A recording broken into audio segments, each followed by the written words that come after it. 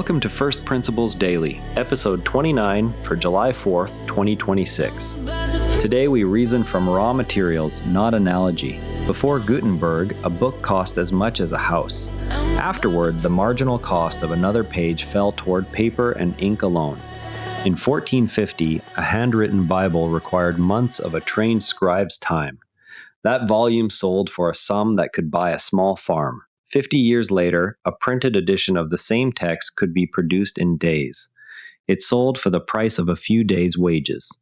The difference was not the idea of printing, which had existed in Asia for centuries. The difference was a fresh decomposition of the book into its smallest reusable physical unit. That unit was the individual metal letter.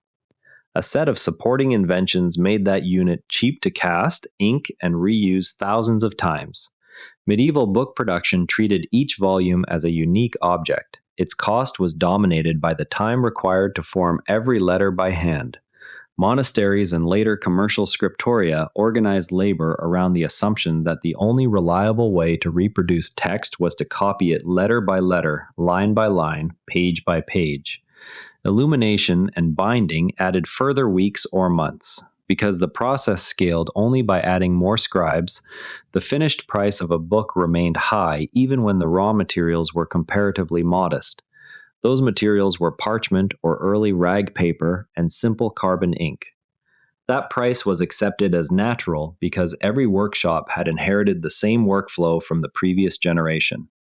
No one asked what fraction of the total cost was truly required by the physics of marking a surface versus the social convention of treating each copy as a fresh act of writing. The result was an idiot index measured not in dollars but in labor hours. The finished book embodied perhaps 50 to 100 times the material cost simply because every character had to be drawn anew. The convention rested on an unspoken premise that legibility and accuracy demanded continuous human judgment at every stroke. A scribe could adjust spacing, correct errors on the fly, and match the style of an earlier exemplar. All of this happened without separate tools. When a workshop considered producing two identical copies, the natural response was to assign two scribes to work in parallel. No one searched for a way for one set of letter forms to serve both. This approach made sense under the constraint that each page was an original performance. The labor term could not be amortized because the performance itself was the product. Even when paper began to replace parchment in the 14th century, the cost reduction stayed modest. The dominant expense remained the hours spent shaping characters, not the substrate. Workshops therefore optimized around the scribe's endurance. They improved lighting, shared exemplars, and divided labor between text and decoration. Yet the per-page labor multiple stayed stubbornly high. The assumption that text reproduction must be a repeated act of writing was never tested against the physics of a reusable mark. Gutenberg began by asking what the irreducible physical requirements of a reproducible page actually were. Once the question was posed that way, the expensive term became obvious. The repeated formation of each letter shape was the term that mattered. The solution was to make the letter itself a durable, interchangeable object rather than a fleeting gesture of the hand. He needed four tightly coupled inventions. First came the type metal alloy. It was roughly lead with tin and antimony. That alloy could be cast repeatedly into crisp, reusable letters without rapid wear or distortion. Second was the hand mold that allowed a single skilled worker to produce hundreds of identical sorts per day. Third was an oil-based ink that would adhere to metal yet transfer cleanly to paper under pressure. This differed from the water-based inks used for woodblock printing. Fourth was the screw press, adapted from existing wine and olive presses. It could exert even force across an entire form of type. Each element attacked the same underlying constraint. That constraint was the cost of forming one character on one page. With movable type, the labor of designing the letter shape was paid once, when the punch was cut. Every subsequent impression became a matter of composition, inking, and pressing. A rough magic wand estimate for the materials in a 300-page book points to several reams of rag paper plus a few ounces of ink. That estimate suggests a floor perhaps 1/20th the price of a comparable manuscript. The old manuscript therefore carried an idiot index on the order of 20 to 50. The exact ratio varied with illumination and binding. It was always dominated by scribe time rather than material scarcity. The new system moved that index downward by converting the expensive variable into a fixed capital cost for the type itself. Human attention per character became that fixed capital cost. Later refinements, such as the shift from wooden to metal type and the gradual improvement of paper quality, continued the same logic. They did so without changing the core decomposition. The hand mold itself embodied a further decomposition. A matrix carrying the letter shape was struck once from a hardened punch. Molten alloy was then poured into the mold cavity and cooled under controlled pressure. This kept the face flat and the shank dimensionally consistent. The same matrix could generate thousands of sorts before it wore. That spread the cost of the original punch across an entire font. The oil-based ink required its own chemistry. Linseed oil boiled with resins produced a viscous vehicle. It stayed on the raised metal surface, yet released under the pressure of the press. This avoided the feathering that water-based inks produced on paper. The press itself had to be modified so that the platen descended parallel and with repeatable force. Too little pressure left faint impressions. Too much crushed the paper or damaged the type.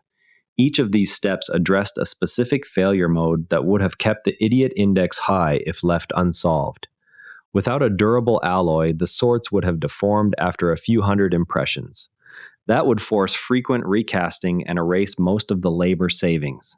Without compatible ink, the metal type would have been no better than wood blocks that already existed. The four inventions therefore had to arrive together. Any one alone would have left the per-page cost still dominated by manual formation of characters. One might object that block printing already existed and could have been scaled instead. Yet a wood block or a full-page metal plate still required carving or engraving every character for every new title. The labor was merely shifted from the scribe's pen to the cutter's chisel. Only when the unit became the single letter, cast from a reusable matrix, did the design cost amortize across many different texts. The arithmetic is straightforward once the unit is isolated. If a punch set for a full alphabet cost the equivalent of several months of a skilled worker's time, that cost divided across 10,000 impressions per sort, and then across dozens of books drops the per-page contribution of type creation to a small fraction of the original scribe hour expense. Within a generation, the price of an ordinary book fell by roughly an order of magnitude. The number of titles in circulation rose sharply. Literacy spread beyond clerical and aristocratic circles. Vernacular Bibles and political pamphlets became practical tools rather than luxuries. The new idiot index for a plain printed volume approached the cost of paper and ink plus the amortized cost of type and press time. That was a far smaller multiple than the scribe-based process had required. Yet the floor was never reached. Paper remained the largest single material expense. Its production still depended on rags, water power, and skilled vat work. Type eventually wore or broke. Composition itself stayed a hand process until the 19th century. The system also inherited the limitations of the substrate. Books were still physical objects that had to be transported and stored. Those constraints were real. They were now visible as separate engineering problems rather than invisible assumptions baked into the price of every page. The decisive step was refusing to treat the finished page as the unit of production. Instead, the single letter became the unit that had to be made durable and cheap. Once that unit was isolated, every other part of the workflow could be optimized around it. Ink, press, and paper were optimized around the letter rather than around the habits of scribes. The same move appears whenever an industry stops asking how to perform an existing task more efficiently. It starts asking what physical object must be made reusable at the lowest possible cost. Tomorrow, we will examine another concrete case in which the expensive term was isolated and driven toward its physical floor. That's First Principles Daily for today. If this changed how you see what things cost, share it with someone who'd appreciate it, and subscribe wherever you listen. I'm Patrick in Vancouver. One example or one opportunity every day.